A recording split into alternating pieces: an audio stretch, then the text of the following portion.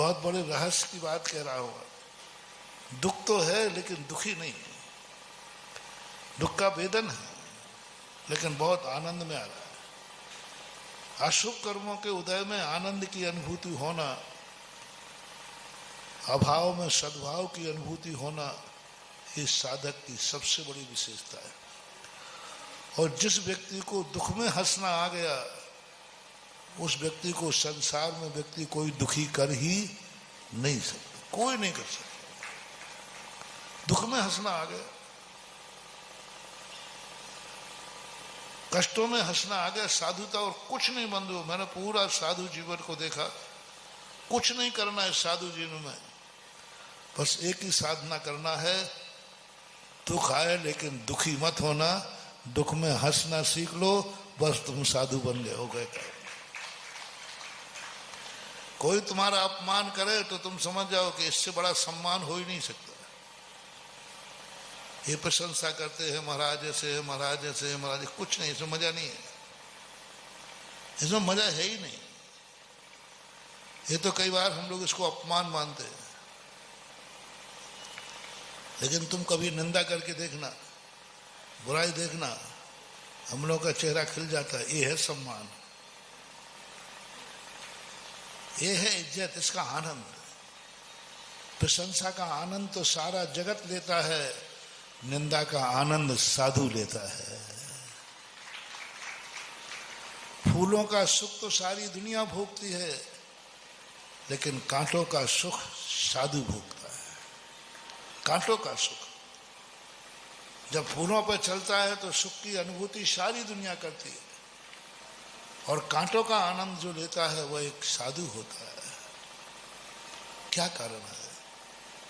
तुम लोग समझ रहे हो कि महाराज लोगों को कोई गॉड गिफ्ट होती है, कोई सिद्धियां होती हैं? नहीं मान पाओ। मात्र एक सिद्धि है जो ये रात अंधेरे को अंधेरा नहीं मानते हैं, प्रातःकाल की तैयारी मानते हैं बस।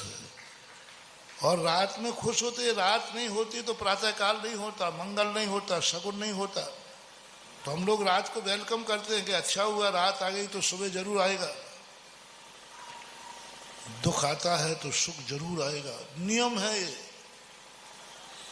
ये मत समझो कि दुख आया है, नहीं, ये दुख सुख की तैयारी है। कोई गंदी चीज को देख के मत थूको, उसको नाक मत सुकोड़ो। वही गंदी चीज प्रकृति ने बनाई है, थोड़ा सा कष्ट उठा लीजिए, उसी गंदी चीज को बगिया की मिट्टी में डाल दीजिए, उसी गंदी से ऐसा फूल महकेगा कि तुम उसके इत्र बनाते फिरोगे। तुम सोच रहे हो ये गंदी चीज क्यों है? गंदी में ही सुगंध है। एक किसान उस गंदी चीज में सुगंध देख लेता है, और उस गंदी चीज को जो तुम फेंक रहे हो वो मूल्य दे करके ले जाता है। इस संसार में जितनी गंदी चीजें हैं इनको मत हटाओ, ये सब खाद बनाओ।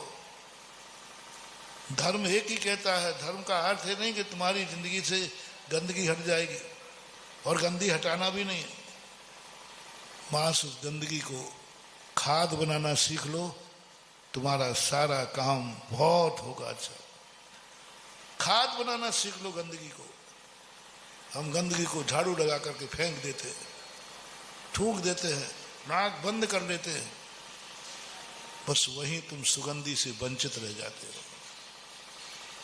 हमारे जीवन में कोई सुगंधी ही नहीं आ रही, हमारे खेत में फसल ही नहीं हो रही, हमारी जिंदगी में सूखापन है।